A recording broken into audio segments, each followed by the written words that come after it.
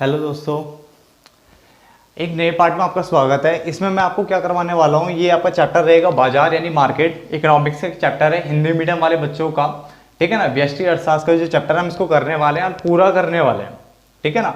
हम सीधा मैंने देखो रैंडमली एक चैप्टर उठा लिया है बाजार। इससे पहले मैंने स्टार्टिंग के कुछ चैप्टर कंप्लीट करा रखे हैं, बट मैं अभी आता हूँ बाजार वाले चैप्टर पे।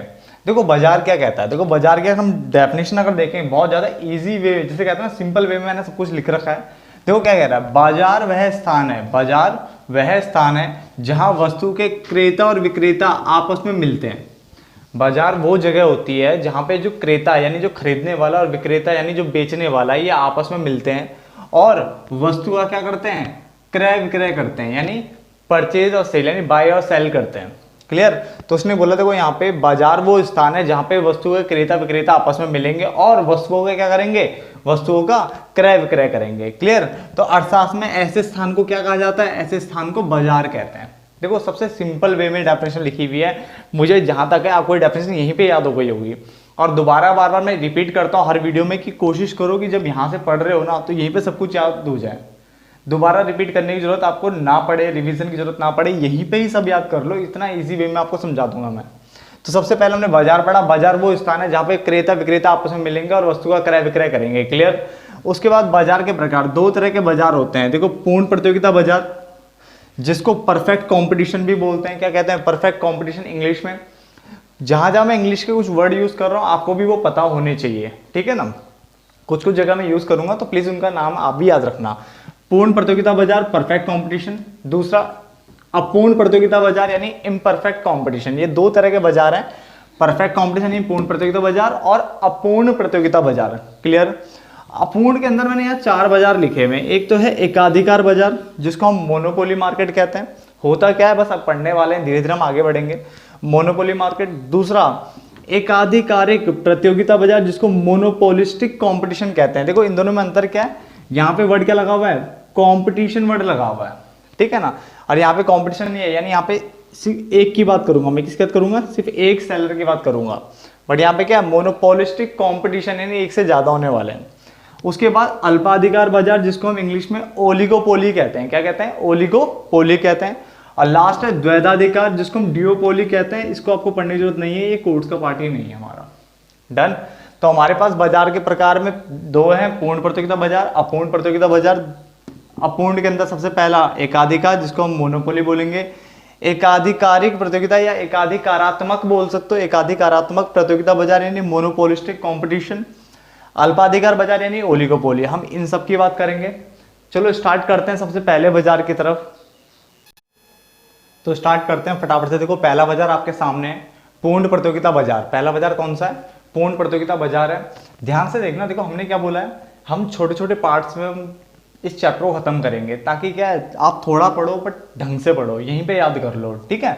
अब देखो फटाफट से, देखो हमारे पास जो पहला है हमारा पूर्ण प्रतियोगिता बाजार है। इतना पढ़ने से पहले मैं इसके जरा कुछ फीचर्स बताता हूं आपको ताकि डेफिनेशन अपने आप याद हो जाए। देखो पूर्ण प्रतियोगिता बाजार यानी जिसको हम परफेक्ट कंपटीशन मार्केट भी बोलते हैं, ये वो मार्केट होती है जिसमें जो क्रेता और विक्रेता होते हैं ना वो बहुत अधिक संख्या में होते हैं। तो आप इसे अपनी लैंग्वेज में लिख सकते हो कि पूर्ण प्रतियोगिता बाजार के अंतर्गत क्रेताओं और विक्रेताओं की संख्या बहुत अधिक होती है। यानी बहुत अधिक संख्या में क्रेता विक्रेता आपको मिलेंगे वहां पे, खरीदने वाले और बेचने वाले आपको बहुत अधिक संख्या में मिलने वाले हैं। पहला पॉइंट क्लियर। नंबर दो, इनके पास एक समान वस्तुएं होगी यानी समरूप वस्तुएं, यानी एकदम सेम होमोजीनियस प्रोडक्ट होंगे। क्या होंगे, होमोजीनियस प्रोडक्ट होंगे, यानी एक समान वस्तुओं में डील करेंगे, यानी एक जैसी वस्तुएं, जिसको हम समरूप वस्तुएं भी बोलते हैं। क्या बोलते हैं, समरूप वस्तुएं। क्लियर। तीसरी बात, इनकी जो कीमतें होगी वो भी क्या होगी, एक समान कीमतें होगी। यानी क्या होगी, एक समान कीमतें होगी, क्योंकि यहाँ पे जो फर्में होती है वो क्या होती है, कीमत स्वीकारक होती है। अब ये कीमत स्वीकारक क्या है, देखो होता क्या है, सपोज करो ये एक इंडस्ट्री है यानी उद्योग है। क्या है, उद्योग। अब उद्योग के अंदर बहुत सारी फर्में हो सकती है। सपोज करो यहाँ पे इतनी सारी ये फर्में हैं, ये इतने सारे फर्में हैं यहाँ पे। डन। अब उद्योग ने बोला कि देखो ये प्रोडक्ट जो है ना इसकी कीमत होनी चाहिए 20 रुपए। एक प्रोडक्ट है जिसकी कीमत उद्योग ने तय करी है 20 रुपए। अब मान के चलो ये जो तीन है यहाँ पे, ये तीन फर्में, ये कह रही नहीं मैं तो 25 में माल बेचूंगी। तो उद्योग बोलेगा बेटा देख 3 फर्मों या 4 फर्मों, कुछ फर्में अगर मिल करके हड़ताल या ड्रामेबाजी कर भी लेगा ना तो भी वो प्रोडक्ट के प्राइस को चेंज नहीं कर सकता। ठीक है, इसका मतलब इनकी चलेगी ही नहीं। चलेगी किसकी? सिर्फ उद्योग की। और उद्योग ने क्या कहा था? 20 रुपए बेचना है। तो उद्योग ने एक बार जो प्राइस डिसाइड कर लिया वो फर्मों को मानना पड़ता है, इसलिए फर्में कीमत स्वीकारक होती है, इनको कीमत स्वीकार करना पड़ता है और उन्हीं एक समान कीमतों में सभी को क्या माल बेचना होता है। क्लियर हो गया? यानी अगर आपसे कोई पूछेगा उद्योग बड़ा होता है फर्में, तो हमेशा उद्योग ही बड़ा होगा, फर्में उसके अंदर होती है छोटी छोटी। ठीक है ना? तो पहला पॉइंट, क्रेताओं और विक्रेताओं की संख्या बहुत अधिक होती है, नंबर 1। नंबर 2, एक समान प्रोडक्ट नहीं, होमोजीनियस प्रोडक्ट में डील करने वाले, जिसको हम समरूप वस्तुएं भी बोल रहे हैं। नंबर 3, मैंने पॉइंट आपको बोला कि एक समान कीमतें में ये डील करेंगे, यानी पे यहाँ पे वस्तु की जो कीमतें होगी वो एक समान होगी। इसका मतलब क्योंकि जो फर्में है वो क्या हमारी कीमत स्वीकारक है, और उद्योग का कीमत निर्माता, ये कीमत बना रहा है, ये कीमत स्वीकार कर रही है फर्में। क्लियर? नंबर 4, इसमें फर्मों के आने जाने की स्वतंत्रता होती है। इसका मतलब ये हुआ कि अगर कोई नई फर्म अगर यहाँ आना चाहती है इंडस्ट्री के अंदर तो वो आ सकती है, कोई पुराना फर्म अगर यहाँ से जाना चाहती है, क्विट करना चाहती है, ठीक है, एग्जिट करना चाहती है, तो बिल्कुल कर सकती है, कोई दिक्कत नहीं है। यानी फर्में आ भी सकती है, जा भी सकती है, कोई दिक्कत यहाँ पे नहीं है। डन। आगे, क्रेताओं और विक्रेताओं को माना जाता है कि बाजार का पूर्ण ज्ञान होता है। क्या? पहले से ही पूरा ज्ञान होता है। और वो इसलिए भी होता है क्योंकि एक जैसी वस्तुएं होती है, एक जैसा कीमतें होती हैं। तो एक जैसी वस्तु, एक जैसी कीमतें होने के कारण हम ये मानते हैं कि क्रेताओं विक्रेताओं को बाजार का पूर्ण ज्ञान होता है। क्लियर?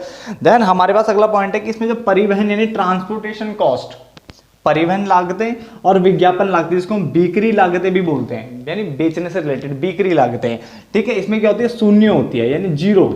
क्यों होती है? अब एक चीज बताओ ना, हमारी इंडस्ट्री के अंदर मान लो उद्योग के अंदर 20 फर्में हैं और 20 फर्में जो है एक जैसे प्रोडक्ट में डील करती है, सबके पास एक जैसा सामान रखा है, सबके पास एक जैसी कीमतों में माल बेचेगा। अब ये बताओ, तो क्या आपको लगता है कि आपको विज्ञापन करना चाहिए? क्या आपको एडवर्टाइजमेंट करना चाहिए? नहीं लगना चाहिए। क्यों? क्योंकि देखो ना, अगर आप एडवर्टाइजमेंट कराते हो तो आपके प्रोडक्ट की कॉस्ट जो है ना वो और हो जाएगी, बात समझो ना। और आप विज्ञापन करने के बाद अपना प्रोडक्ट कोई अलग कीमत पे तो बेच नहीं सकते, क्योंकि कीमत तो एक जैसी यहाँ पे, इसलिए यहाँ पे विज्ञापन करने का कोई मतलब ही नहीं रह जाता। कि अगर आपने विज्ञापन कर भी दिया तो आपके लिए खाली फालतू का एक खर्चा है वो, क्योंकि विज्ञापन करने के बावजूद भी आप इसको अलग कीमत पे नहीं बेच सकते, या अपने प्रोडक्ट को अलग नहीं दिखा सकते कि एक जैसा प्रोडक्ट है और एक जैसी कीमतें। ठीक है ना? अब बगल में कोई दुकान वाला है, वो कुछ नहीं कर रहा, उसका प्रोडक्ट फिर भी बिक रहा है। क्यों? क्योंकि एक जैसा प्रोडक्ट एक जैसी कीमत है, और आप जबरदस्ती एडवर्टाइजमेंट करा करा अपने खर्चा बढ़ा रहे हो। क्यों? क्योंकि आपकी ना तो कीमत में चेंज कर सकते हो और ना ही आप उस वस्तु में कोई चेंज कर सकते हो। क्लियर? तो मेरे हिसाब से देखो, आपको यहाँ पे समझ में आ जाना चाहिए। डन। फटाफट से मैं रिपीट करते हैं। अधिक संख्या में क्रेता और विक्रेता होंगे, बहुत अधिक संख्या में। ठीक है ना? नंबर 2, एक जैसी वस्तुएं होगी, समरूप वस्तुएं बोला था हमने इसको। नंबर 3, एक जैसी कीमतें होगी, क्योंकि जो फर्म है वो कीमत स्वीकारक है और जो हमारी इंडस्ट्री यानी ये उद्योग है वो कीमत निर्माता होता है।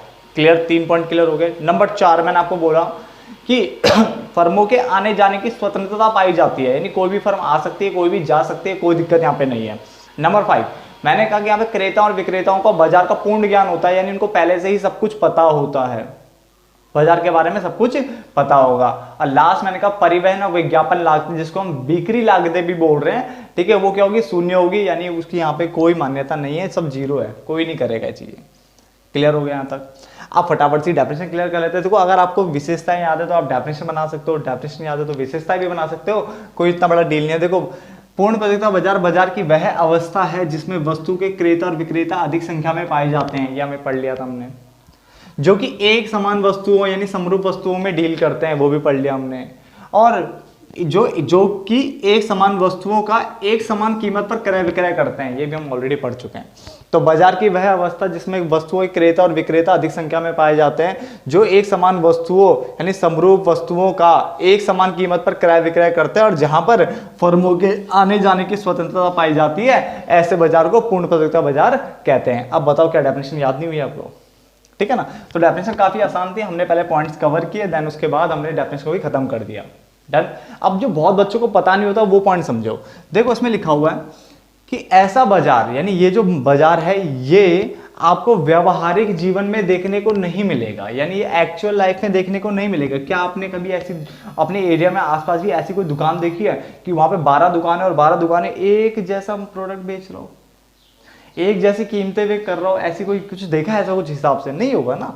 तो ये ऐसा कोई व्यवहारिक जीवन में देखने को नहीं मिलता, इसलिए अनेक अर्थशास्त्री बहुत से हमारे जो इकोनॉमिस्ट हैं वो उसको मिथ्या बाजार भी कहते हैं। मिथ्या मतलब हो गया एक तरीके से झूठा, काल्पनिक टाइप का। तो काल्पनिक बाजार, झूठा बाजार या मिथ्या बाजार भी कहते हैं। तो बहुत सारा बार आता है कि कोई काल्पनिक बाजार किसको बोलते हैं, तो हम पूर्ण प्रतियोगिता बाजार को काल्पनिक बाजार बोलते हैं। कोई बोलेगा आपसे मिथ्या बाजार किसको बोलते हैं, तो भाई इसी को बोलते हैं, पूर्ण प्रतियोगिता बाजार को हम मिथ्या बाजार भी कहते हैं। यहाँ तक कोई दिक्कत नहीं, यहाँ तक नोट डाउन कर लो आप सबको सब। इसका डायग्राम देख लेते हैं फटाफट से एक बार। देखो ये वाई एक्सिस है आपका, ये एक्स एक्सिस है, ये जीरो यानी ओरिजिन मूल बिंदु हो गया। यहाँ पे मैंने मात्रा यानी क्वांटिटी को दिखाया है, इकाइयों को दिखाओगे आप यहाँ पे आप प्राइस या एआर बोल सकते हो, ठीक है। डिमांड कर्व यानी इसका जो एआर कर्व होता है वो आप बता सकते हो, ठीक है ना। तो उसमें कर्व कैसे बनता है वो ध्यान से देखें, बहुत आसान कर्व है इसका। देखो ये इसका कर्व है, ठीक है ना। यानी जो उसमें जो ग्राफ बन रहा है बिल्कुल सीधा सीधा सा ग्राफ बन रहा है, बिल्कुल स्ट्रेट लाइन आपको खींचनी है, यानी पैरेलल टू एक्स एक्सिस आपको लाइन खींचनी है। डन। यहाँ पे अगर मैं बात करूँ तो आप ये लिखोगे कि यहाँ पे जो ए आर कर्व बोल सकते हो आप, ठीक है, equal to M R equal to P equal to D, आप जो मर्जी बोल दो, ठीक है ना। तो अगर पूर्ण प्रतियोगिता बाजार की अगर मैं बात करूँ तो ये क्या हुआ, ये आपका पैरेलल हो गया टू एक्स एक्सिस। स्पेलिंग एक बार देख लेना, ठीक है ना।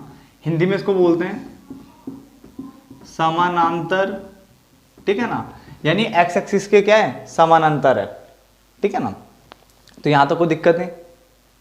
तो हमने क्या वर्ड बोला कि जो ये डायग्राम है, ठीक है, यहाँ पे हमने ए आर, इसको ए आर कर्व भी बोलते हैं। यहाँ पे ए आर बराबर हमारा एम आर बराबर पी बराबर डी होता है। ए आर बराबर एम आर बराबर पी बराबर डी होता है, क्योंकि देखो अगर आप मांग वाला आपने चैप्टर पढ़ा होगा तो मांग में भी एक कर्व ऐसा बनता था, इसलिए डिमांड कर्व हो गया। प्राइस यहाँ पे कांस्टेंट है, इसलिए प्राइस ही है आपका, एक तरीके से सीधे सीधे प्राइस भी है। ये एम आर भी है, ये ए आर भी है। तो आपसे क्वेश्चन आ सकता है कि ए आर बराबर एम आर बराबर पी बराबर डी क्यों होता है, जो कि मैं आपको आगे जाके समझाऊंगा, ठीक है। बट अभी मैंने आपको पूर्ण प्रतियोगिता बाजार बता दिया है, उसकी विशेषताएं बता दिया और साथ में मैंने उसका कर्व बता दिया, बस कर्व कैसे बनाते हैं, ठीक है ना। उसका कर्व कैसे बनाते हैं बिल्कुल सिंपल सा है, देख लो, ठीक है। इस तरह से आपको कर्व बनाना है, ठीक है ना। तो ए आर बराबर एम आर बराबर पी बराबर डी, ये जरूर लिख लेना, आपके लिए बहुत बढ़िया रहेगा। डन। तो इस वीडियो को यहीं पे खत्म करते हैं। देन एक नया पार्ट बनाएंगे जहां पे हम एकाधिकारिक की बात करेंगे देन एक और करेंगे जिसमें हम अल्पाधिकार को खत्म करेंगे। डन। देन इसका जो अच्छे क्वेश्चन होते हैं जो कि बहुत बच्चे स्किप कर देते, पढ़ते ही नहीं है, दो कारण से, या तो उनको पता नहीं होता कि क्वेश्चन भी है, दूसरा या तो उनको समझ नहीं आता पॉइंट, ठीक है ना। तो किसी भी कारण से अगर वो छोड़ देते तो वो क्वेश्चन में हम यहाँ पे करने वाले हैं। तो काफी अच्छे ढंग से हम चैप्टर खत्म करेंगे। तो होप सो आपको ये वीडियो यहाँ तक मैंने जब समझाई है आपको समझ में आ गई होगी। और प्लीज इसे लाइक शेयर करना ना भूले। धन्यवाद दोस्तों।